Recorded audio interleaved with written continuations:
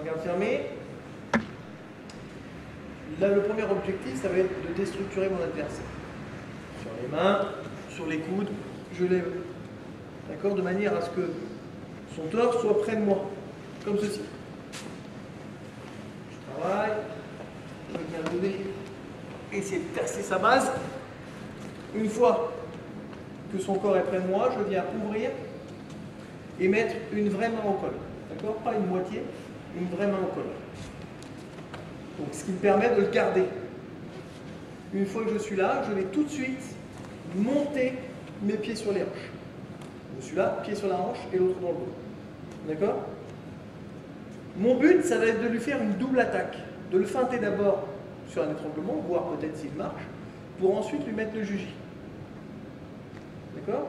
Donc, le fait d'avoir plaqué sur moi et d'avoir mis le pied sur la hanche, ça enferme déjà son bras. D'accord? Si je suis là et que je travaille plus haut, non, son bras n'est pas pris. D'accord? Le fait simplement de le mettre ici, bouge-le, voilà, il a commencé à être enfermé. D'accord? Alors, il peut le lever, bien sûr, en hauteur. Mais ça va être le travail de l'autre bras, de l'enfermer. Donc, je suis ici. J'ai mis la main au col et tout de suite, j'ai levé mon pied sur la hanche et j'ai enfermé son recul.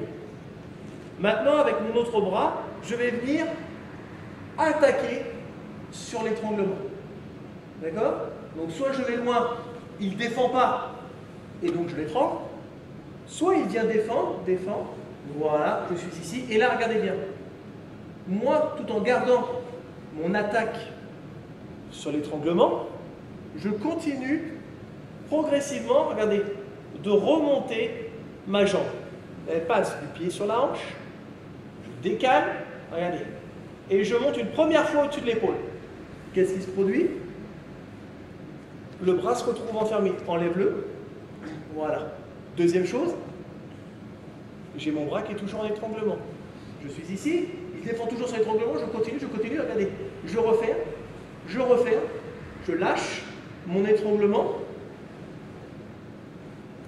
et je mets la clé de bras. D'accord? Je suis ici, je déstructure, je bataille, je mets la main au col. À partir du moment où j'ai là, tout de suite, pied sur la hanche. Je viens attaquer l'étranglement, pour ça je me désaxe et je viens attaquer.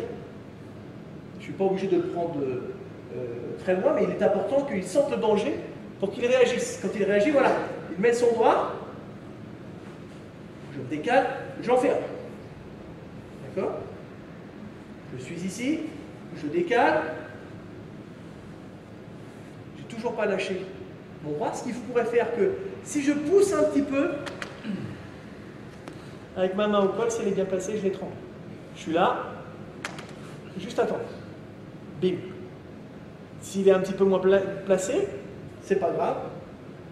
Je peux lâcher et je me consacre sur la clé de bras. Voilà. Je suis là, je bataille, je viens me coller et je viens mettre une main au col. Pied sur la hanche. Tout de suite, une fois que mon pied est sur la hanche et que j'ai verrouillé le dos, je viens attaquer de l'autre côté. Il défend, je continue de pivoter, je ferme une première fois. D'accord? Je continue de pivoter sur ma clé de bras, soit j'étrangle, soit le juji. D'accord? Donc ce qui est très important dans cette technique, c'est qu'à aucun moment, je ne desserre mon étau. C'est-à-dire que quand j'ai attrapé le col et que je commence à monter, là, il ne faut pas travailler en disant « attention, je vais faire une grossière clé de bras ». Parce que là, c'est fini. Tout ce travail, je suis vraiment compact et je grappille sur lui. Je suis là, regardez, je grappille, hop, je serre tout. Il n'y a aucun moment où je les serre.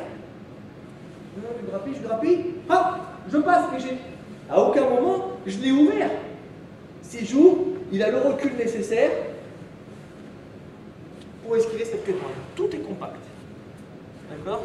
Groupé. C'est pour ça que c'est important de venir le ramener sur nous et avec nos jambes de grappiller pour lui éviter de se relever. D'accord?